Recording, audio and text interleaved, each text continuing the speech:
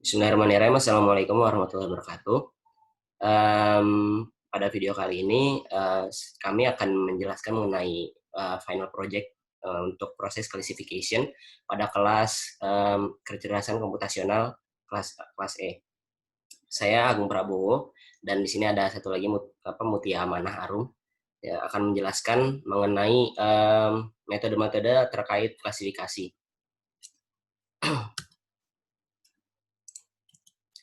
Ya, sini latar belakang kenapa kami melakukan ini adalah karena pada kelas kecerdasan komputasional ini kan kita melakukan dan belajar mengenai classification pada sebuah dataset. Nah, classification yang digunakan ini kita menggunakan bahasa pemrograman Python. Terus juga tentunya selain pembelajaran secara teori, diharapkan bahwa ilmu tersebut bisa diimplementasikan secara langsung. Maka kami akan mencoba mengimplementasikannya melalui metode-metode yang ada pada proses klasifikasi. Batasan masalahnya, dataset yang digunakan adalah dataset bakteri E. coli yang diperoleh secara bebas. Di sini kita mengambil dari website UC Machine Learning Repository. Dataset ini dipilih sebagian besar atributnya adalah numeric. Terus juga metode yang digunakan semata-mata hanya menggunakan metode klasifikasi tanpa adanya metode tambahan lain seperti metode optimasi. Tujuannya kami akan membuat model prediksi untuk klasifikasi target kelas pada dataset, mencari tahu model prediksi yang memiliki performa terbaik, dan juga membandingkan antara satu model prediksi dengan model lainnya. Nah, di sini kami akan menjelaskan dataset yang kami gunakan, yaitu dataset E. coli. Dataset ini memiliki 336 baris data tentang E. coli dan urutan proteinnya. Label kelas atau target kelas dari dataset ini adalah bernama site. Dia memiliki 8 atribut dengan masing-masing atribut. Yang pertama bernama sequence name. Ini ada penomoran pada Swisspert database. Terus yang berikutnya ada MCG. Di sini metode McDush untuk mengenali urutan signal. Terus ada GVH, metode von Hayes untuk pengenalan urutan signal. LIP, skor urutan konsensus signal peptidase 2 von Hayes. Terus yang berikutnya ada CHG, adanya muatan pada N-terminus dari lipoprotein yang diprediksi. Ada ACC, di sini bukan accuracy sih, jadi tapi ini skor analisis diskriminan dari kandungan asam amino membran luar dan protein periplastik. Di sini ada ALM1 dan ALM2. Kalau ALM1 itu skor program prediksi area tentang membran alom, sedangkan ALM2-nya itu skor program alom setelah mengeluarkan relative cleavable signal. Terus tipe data yang di sini ada dua. Yang pertama tipe data float dan tipe data objek. Untuk tipe data objeknya itu ada atribut sequence name dan atribut site. Untuk tipe data float itu ada atribut MCG, GVH, LIP, CHG, ACC, ALM1 dan ALM2. Di sini bisa terlihat di slide PowerPoint ada contoh datasetnya. Metode pre-processing data. Pre-processing data ini kan dilakukan untuk mengatasi beberapa hal yang terdapat kejanggalan pada sebuah dataset. Kali ini kita akan melakukan drop atribut pada dataset yang kita gunakan. Kenapa kita melakukan drop atribut? Karena ada atribut yang memiliki imbalance data. Jadi ada 3 atribut yang memiliki imbalance data, yaitu atribut OML. Ada kelas yang memiliki imbalance data. Yang pertama ada kelas OML, IML, dan IMS. Kenapa imbalance? Karena persebaran datanya tidak seimbang.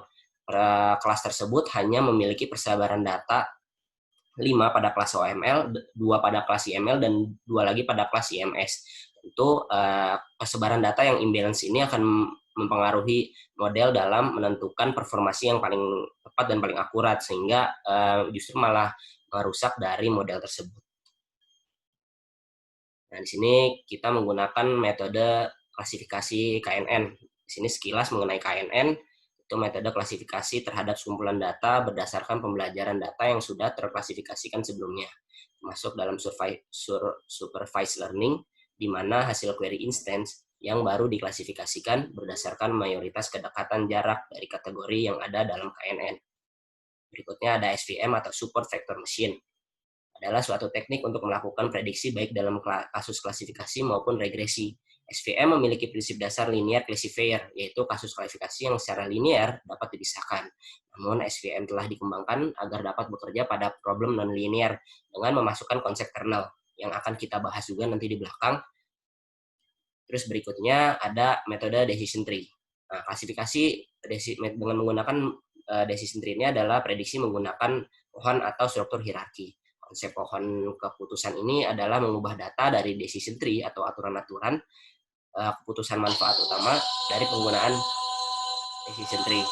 Adalah ini bisa di-cut, kayaknya harus di-cut deh. Editing kan.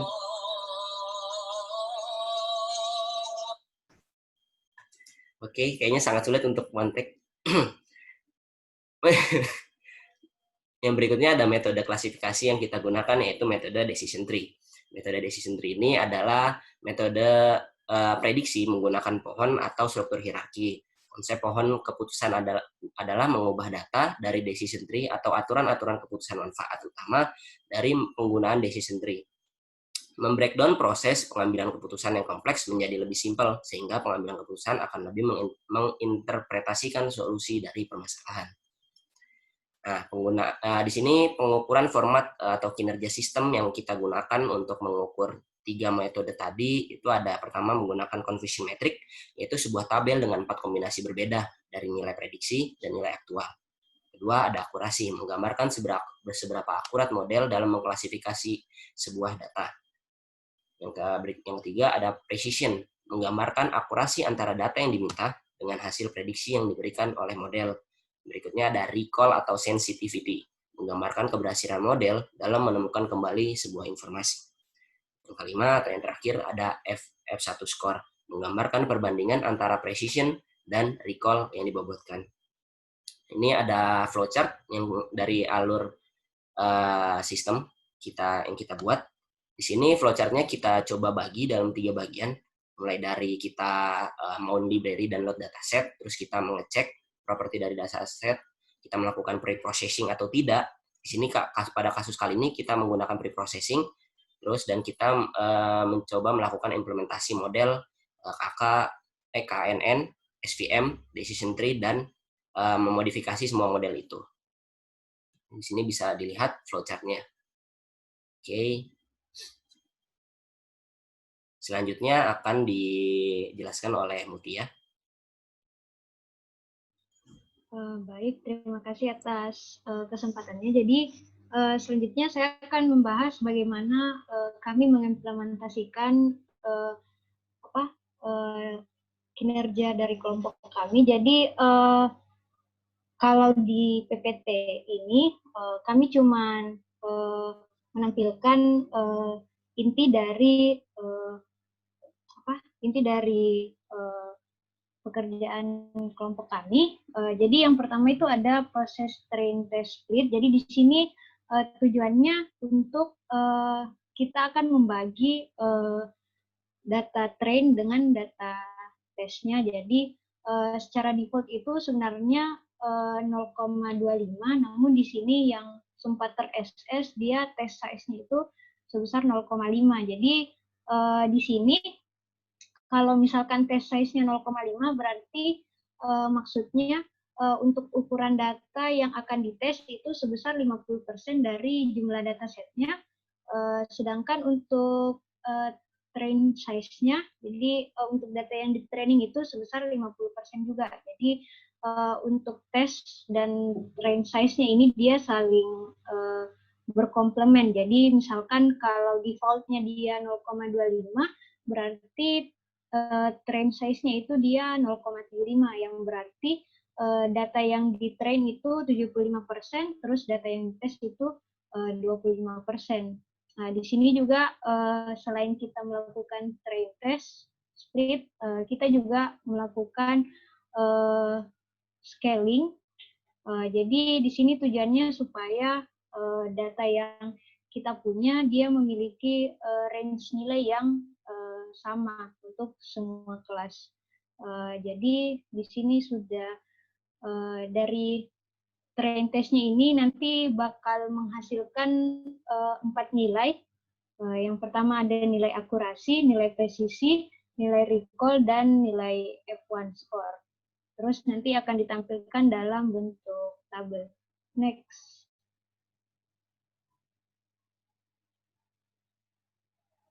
Kemudian untuk implementasi KNN sendiri, di sini untuk KNN dia parameternya ini ada algoritma, ini leaf, metric, metric params, terus njob, nxbor, terus ada p, terus ada weight. Di sini untuk di slide ini kami masih menggunakan kita masih menggunakan model yang default. Jadi di sini kami belum mengubah-ubah nilai dari parameternya. Jadi nanti akan dilakukan juga modifikasi terhadap algoritmanya. Jadi nanti yang akan diubah adalah jumlah n neighbor-nya dari algoritma KNN ini. Terus dari sini setelah diterapkan kita masukkan nilai prediksinya yang menghasilkan nilai akurasi, presisi, recall, dan F1 sebesar 0,8841, 0,897, 0,8841, dan 0,8866. Selanjutnya, next. Untuk SVM sendiri sama, kami juga masih menggunakan algoritma yang default. Jadi di sini untuk defaultnya, di sini dia menggunakan kernel RDF. Jadi untuk SVM sendiri dia sebenarnya ada 5 jenis kernel. Yang pertama ada linear, yang kedua ada poly, yang ketiga ada RDF, yang keempat ada pre-compute atau pre-computing, dan yang terakhir itu ada sigmoid. Jadi di sini nanti kami juga akan melakukan modifikasi terhadap kernelnya, tapi untuk sementara defaultnya itu telah menghasilkan nilai akurasi, presisi, recall, dan F1 itu sebesar 0,878, 0,8837, 0,878, dan 0,8794. Next. Dan untuk yang terakhir, yang decision tree, di sini juga masih menggunakan algoritma yang default. Jadi defaultnya di sini adalah menggunakan kriteria gini. Jadi nanti ada 2 kriteria, ada kriteria gini dan kriteria entropi. Di sini setelah kita gunakan algoritmanya, dia menghasilkan nilai akurasi, presisi, recall, dan F1 sebesar 0,7988, 0,8189, 0,7988, dan 0,8048. Next. Oke, sebelum menampilkan hasil, kita akan menampilkan source code-nya terlebih dahulu. Jadi untuk source code-nya sendiri, sebenarnya kami masih mengolah datanya secara default, tapi nanti di PPT-nya bakal ada hasil dari modifikasi-modifikasi lainnya. Jadi yang dari atas itu menurut flowchart tadi kita melakukan import library dan mount data. Coba dari atas. Nah, dari atas kita mulai dengan kita import library dan mount library-nya. Terus setelah itu di sini ada deskripsi data dan analisa. Maksudnya di sini kita akan mengecek seperti apa properti-properti dari datasetnya kita. Jadi di sini kita sudah bisa lihat info dari datasetnya kita. Kalau dia ini jumlahnya ada 336, terus tipe datanya ada objek dan ada float. Terus selanjutnya ini menggambarkan jumlah data, rata-rata, standar deviasi, nilai minimum, dan nilai maksimum. Terus selanjutnya untuk yang ini, untuk menampilkan seberapa banyak seberapa banyak nilai nol di dalam data kita, dan di sini tidak ada nilai nol. Terus untuk yang selanjutnya ini ada menghitung jumlah nilai dari setiap target kelas. Nah, di sini kan masih ada OML, IML, dan IMS. Nah, di step selanjutnya akan di-drop atau akan dihapus karena tadi sudah dijelaskan bahwa ketiga kelas ini dia bisa mengakibatkan imbalance data. Jadi kita memilih untuk ngedropnya, jadi menyisakan 5 kelas, jadi CP, IM, PP, IMU, dan OM. Nah, terus kita beri label dan kita buat pair plot-nya. Jadi pair plot ini dia menunjukkan bagaimana hubungan antara antara atribut yang satu dengan atribut yang lainnya. Jadi bisa dilihat persebarannya. Selanjutnya di bawah kita mengikuti setelah melakukan preprocessing, drop atribut, dan label encoder, kita mulai untuk membuat data train dan data testnya. Nah, seperti yang tadi sudah saya jelaskan sebelumnya.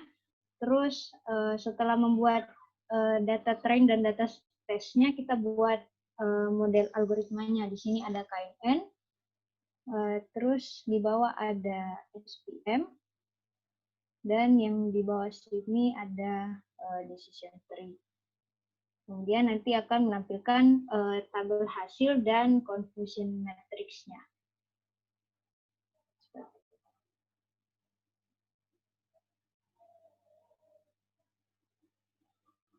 Oke, kembali ke slide.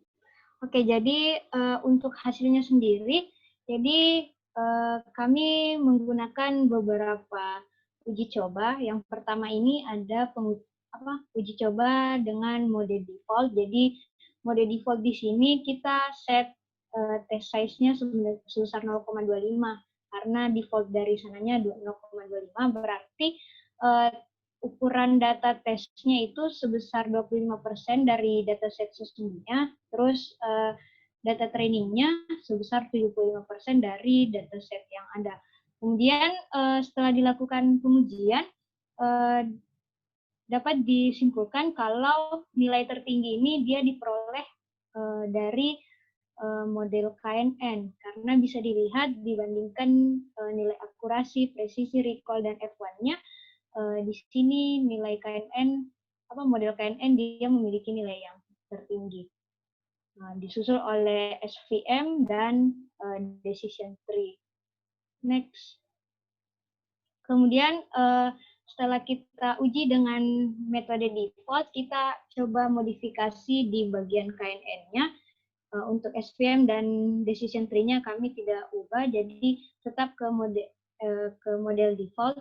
Jadi untuk di KNN-nya kami bagi dua, karena default-nya itu dia enable-nya sebesar 5, jadi kita modif jadi enable-nya sama dengan 3, sama enable-nya sama dengan 7. Jadi dari 3 pengujian tadi, kita simpulkan bahwa kalau misalkan enable-nya semakin kecil, berarti nilai akurasi, presisi, recall, dan F1-nya itu bakal menjadi lebih tinggi. Jadi semakin kecil nilai enable-nya, semakin tinggi juga akurasi, presisi, recall, dan F1-nya. Tapi jika dibandingkan dengan model lain, model KNN ini dia masih unggul dari model-model lain seperti SPM dan decision tree. Selanjutnya. Kemudian ada modifikasi SPM, jadi kita set kembali KNN-nya ke model default-nya, kemudian kita modifikasi di bagian SPM-nya. Terus di SPM ini kan ada 5 parameter, jadi ada linear, RGF, poly, sigmoid, dan precompute. Tapi kami tidak menggunakan metode kernel yang precompute karena kalau untuk precompute itu dia peruntukannya untuk data yang dia berbentuk matriks square atau dia ukuran datanya ukuran baris dan kolomnya itu sama. Jadi karena datanya kami ini dia cuma memiliki 8 kolom, 8 atribut dan begitu banyak entry data, makanya untuk kernel pre-compute dia tidak bisa diaplikasikan. Jadi untuk keempat hasil modifikasi ini yang tertinggi itu dia menggunakan kriteria linear, dia menggunakan kernel linear. Nah, tapi apabila dibandingkan dengan model lain, model SVM ini masih kalah unggul dengan KNN dengan metode defaultnya dan masih lebih unggul daripada decision tree. Untuk decision tree sendiri, di sini ada 2 kriteria. Jadi defaultnya itu kriteria gini, dan kriteria selanjutnya adalah entropi. Tapi dibandingkan dengan 2 kriteria ini, nilai yang tertinggi itu diperoleh di kriteria gini. Tapi jika dibandingkan dengan 3 model yang tadi, decision tree ini dia masih kalah dibandingkan dengan model KNN dan model SVM. Next. Selanjutnya ini ada hasil dari modifikasi parameter terbaik. Jadi tadi di KNN kita punya parameter dengan n-neighbor-nya sama dengan 3. Terus di SVM kita punya kernel linear, dan di decision tree kita punya kriteria gini.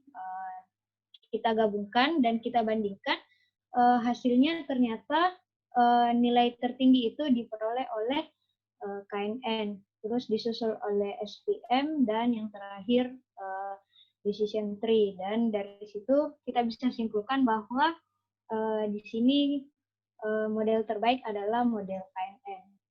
Next.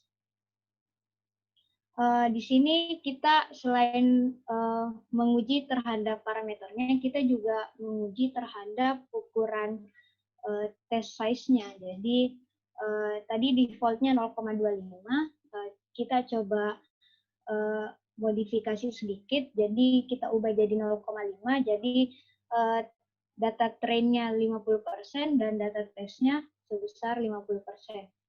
Kemudian hasilnya itu di sini masih menunjukkan bahwa KNN itu masih lebih unggul daripada SVM dan decision tree. Next. Nah, yang terakhir ini kita ubah test size-nya sebesar 0,75, berarti data test-nya itu 75% dan data train-nya itu sebesar 25%. Nah, hasilnya di sini menunjukkan bahwa model SVM dia memiliki nilai yang tertinggi, disusul oleh model KNN dan model decision tree. Kalau di sini kita bisa simpulkan bahwa model SVM itu adalah model yang terbaik dibandingkan KNN dan decision tree. Next. Untuk kesimpulannya sendiri, jadi setelah melakukan beberapa pengujian terhadap metode default dan metode modifikasi, jadi yang pertama tadi ada metode default dengan parameter yang terbaik di masing-masing modelnya. Disimpulkan bahwa model KNN adalah model yang terbaik. Terus kita lakukan juga tadi pengujian di test size sebesar 75%, atau yang kita tahu test size-nya itu lebih besar daripada data train-nya. Disimpulkan bahwa model SVM adalah model yang terbaik. Kemudian dari 2 kesimpulan yang tadi, kita juga bisa menyimpulkan bahwa KNN ini dia memiliki keunggulan apabila jumlah data trainingnya dia seimbang atau lebih besar daripada data testingnya. Sedangkan SVM dia unggul apabila data training lebih sedikit daripada data testing. Nah, yang berarti SVM ini dia cocok untuk data yang berukuran kecil, sedangkan KNN ini dia cocok untuk data yang berukuran besar.